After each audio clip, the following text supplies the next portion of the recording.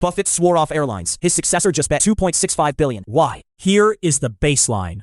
On January 1st, Greg Abel took over Berkshire Hathaway from Warren Buffett, and every investor asked the same thing. Would the portfolio still think like Buffett?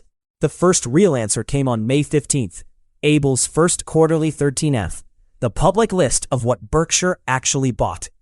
And one line on that filing forces a contradiction the nothing changes story cannot explain.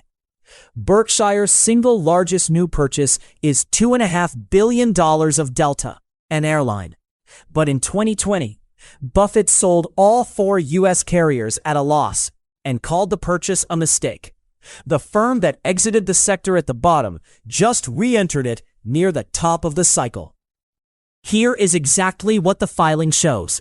A brand new stake, 39.8 million shares of Delta, worth $2.65 billion, the largest new position of the quarter. And it was absent entirely from the prior quarter's filing. So this is genuinely new, not a top-up of something Berkshire already held. Now here is the number that explains it.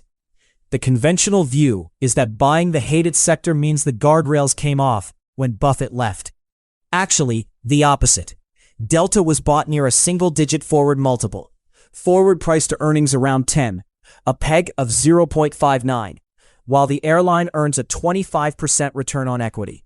At roughly $66 a share, that is a textbook value screen entry, not a gamble on a bounce.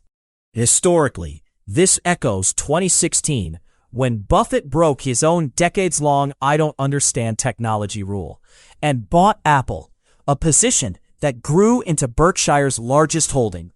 The same force drives the outcome here, a value discipline that overrides its own taboos the moment the economics clear the screen. Berkshire's edge was never a list of forbidden sectors. It was a price. So which is it? Abel drifting from Buffett's discipline, or applying it more strictly than ever? On a cyclical, the market left for dead. Here is the takeaway. This is not a momentum chase, and it is not nostalgia. It looks like the screen applied to an asset Buffett's 2020 self refused to re-underwrite. And the falsifier is dated. The next 13F covers the quarter ending June 30th and files around mid-August. If Abel trims or exits Delta after its run back near its high, this was an opportunistic trade, not a regime signal. The screen outlived the man, or it didn't. One last thing. The numbers here, the position size, the entry valuation, the 2020 exit come from Berkshire's public 13F on SEC EDGAR and Delta's own filings. The reasoning about whether this is conviction or an opportunistic trade is AI-assisted analysis, and it can be wrong. Pull the filing and the mid-August 13F yourself before you trust any conclusion.